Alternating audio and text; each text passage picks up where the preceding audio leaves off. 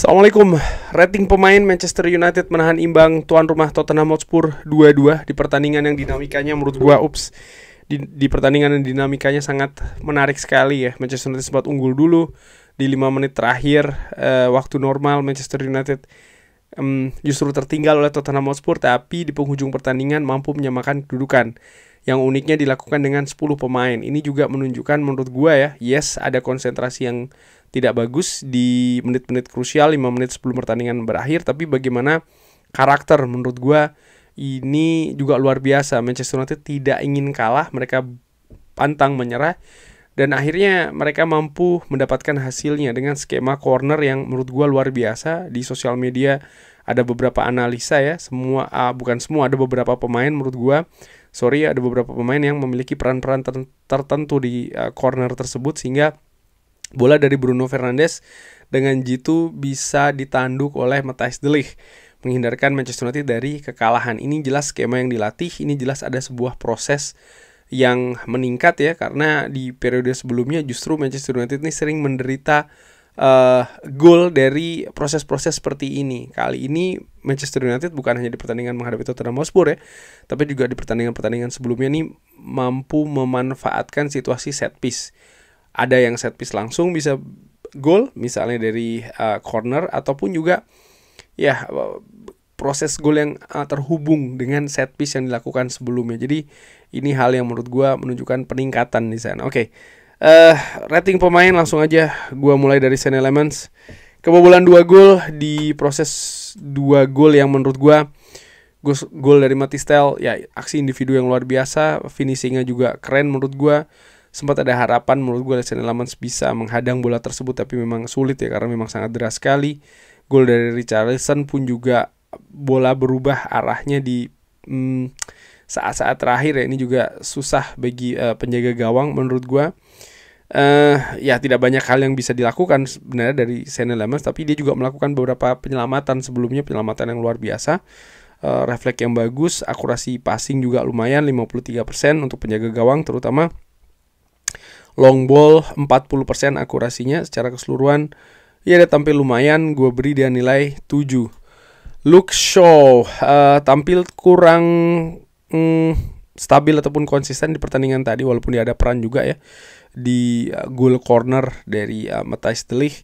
Dari heat maps terlihat dia lebih banyak agak sedikit ke depan di daerah gelandang bertahan sebelah kiri Manchester United. Ada 3 tackling, 1 yang berhasil dimenangkan, ada 5 duel, 4 yang berhasil dimenangkan juga oleh Luke Shaw.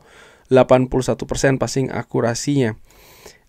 Gua beri dia nilai 7. Harry Maguire bermain 72 menit sebelum akhirnya digantikan oleh Leny Yoro karena cedera. 96% passing akurasinya, crossing akurasinya 100%. Hanya ada 2 duels yang dilakukan, tidak ada tackling yang dilakukan. Dia lebih banyak menurut gua bergerak dengan membaca situasi. Dia juga lebih banyak terlibat menurut gua dalam build up serangan Manchester United. Ya sayang dia harus digantikan dengan Leny Yoro karena dia cedera ya. Tapi gue menilai penampilan dari Harry Maguire cukup oke di pertandingan ini. Gue beri dia nilai 7. Matthijs de Ligt tampil 90 menit menjadi penyelamat menurut gue dari Manchester United dengan golnya di menit-menit akhir babak pertambahan waktu ya, perpanjangan waktu injury time di babak kedua tadi. Ada 2 interception, 7 clearance. Duelsnya 100% luar biasa, passing akurasi 86%. Ada 1 shots yang dilakukan ya, itu adalah sundulan di menit-menit akhir. Ya gue pikir dia solid di belakang dan cukup bagus juga ketika dia menyerang ya, artinya dia efektif. Gue beri dia nilai 8. Matthijs de Ligt. Mazraoui yang tampil sebagai wingback sebelah kanan tampil tidak begitu istimewa menurut gue, terutama di babak pertama ya. Dia tampil selama 58 menit total di pertandingan tadi. Ada 5 duels, 3 berhasil dimenangkan, ada 2 tackling, 1 berhasil dimenangkan. Long ball ada sekali 100%, crossing sekali tapi tidak menemui sasaran. Sebenarnya gue berharap Noussair Mazraoui lebih banyak aktif tentu saja ketika menyerang.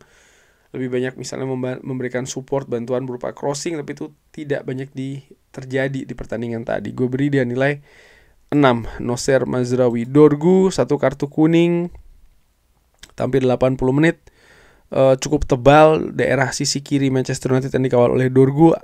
Agresivitas determinasinya terlihat sangat tinggi di pertandingan tadi, atau setidaknya ingin ditunjukkan oleh Dorgu dia bisa ya bermain dengan intensitas tinggi. 3 crossing hanya 1 yang berhasil, passing akurasi jelek nih 55% saja.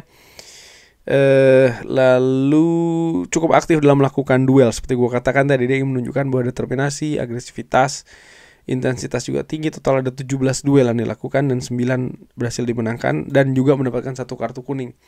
Tampil cukup oke tapi kurang konsisten menurut gue. Dorgu di pertandingan tadi gue beri dia nilai 6, terutama juga ada 1 kartu kuning yang diderita oleh Dorgu. Casemiro tampil 72 menit sebelum digantikan oleh Manuel Ugarte. 83% passing akurasinya, tidak ada key passes dari Casemiro di pertandingan ini. Long ball akurasinya 100%, 13 total duel yang dilakukan, 6 berhasil dimenangkan, ada 4 tackling, 1 berhasil dimenangkan. Gue menilai ada penurunan penampilan ya Casemiro jika dibandingkan dengan pertandingan sebelumnya, sehingga secara total gue beri dia nilai 7, rating 7 Casemiro ya. Beberapa komponen yang biasanya dia cukup bagus nilainya seperti tackling, juga duels, di pertandingan kali ini tidak cukup bagus atau tidak sebagus biasanya sih menurut gue. Bruno Fernandes pun juga demikian, tampil 90 menit, 1 assist yang diberikan di menit-menit akhir pertandingan ya kepada seorang Matthijs de Ligt dari corner. Ada 4 crossing yang dilakukan, hanya 1 yang berhasil. Hanya ada 1 umpan kunci dari Bruno, passing akurasi 81%.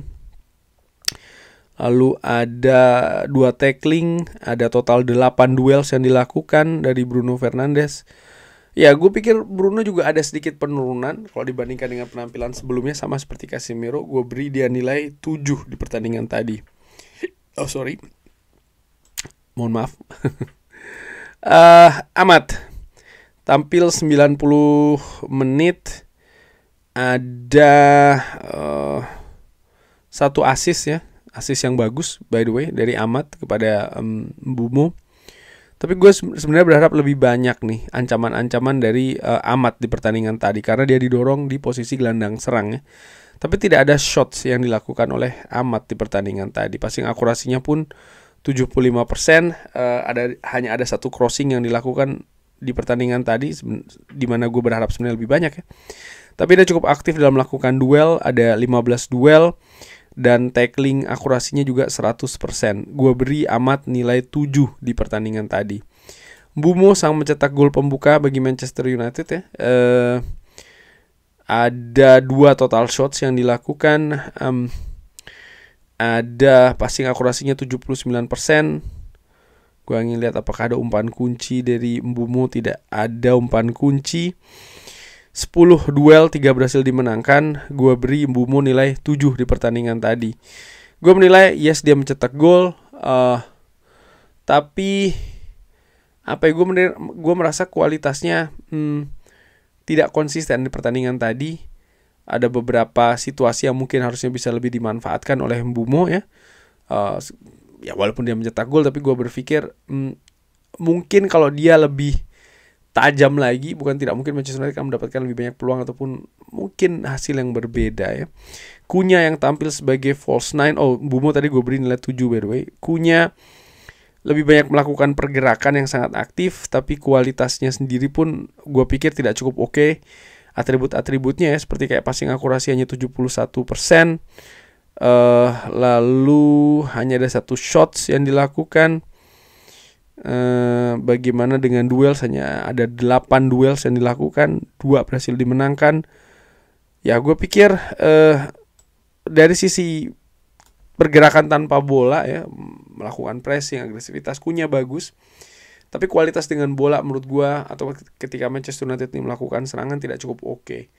Gue beri Cunha nilai 6 di pertandingan tadi. Benjamin Sesko yang masuk menggantikan Nocer Mazraoui di menit ke-58 harus diganti lagi di menit ke-88 karena cedera ya. Ada 1 peluang besar yang didapatkan oleh Sesko tapi tidak berhasil dimanfaatkan, sangat disayangkan.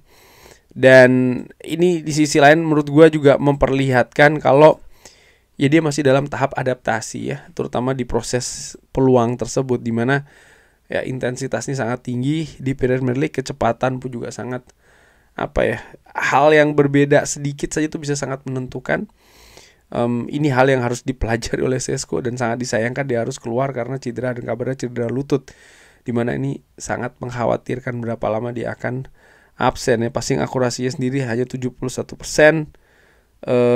Tidak ada shots yang dilakukan oleh Benjamin Šeško, tidak cukup oke di penampilan pertandingan tadi. Gue beri dia nilai 5.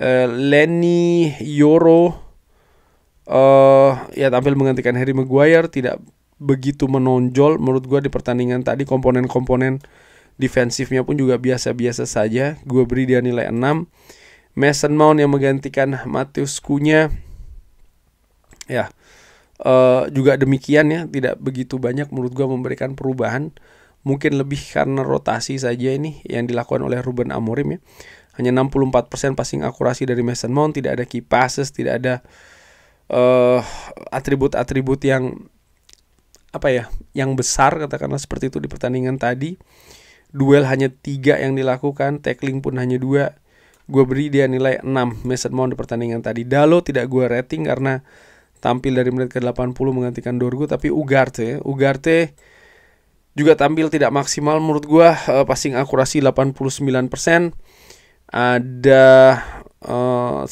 hanya satu tackling yang dilakukan, ada 5 duels yang dilakukan, cukup minim jika dibandingkan dengan Casemiro yang dia gantikan. Dan gue menilai 2 gol yang diderita oleh Manchester United juga ada peran dari Ugarte, di mana Ugarte telat menutup menurut gue di gol pertama, dan di gol kedua mungkin dia juga telat naik untuk jebakan offside ya, ataupun dia juga tidak sadar posisinya, jadi konsentrasi tidak cukup oke, sehingga secara keseluruhan gue beri dia nilai 6. Bagaimana dengan Ruben Amorim? Sebenarnya dari komposisi yang diturunkan, strategi yang ingin diterapkan, melihat apa situasi di babak pertama, bahkan Manchester United sempat unggul duluan, ya menurut gue cukup oke ya.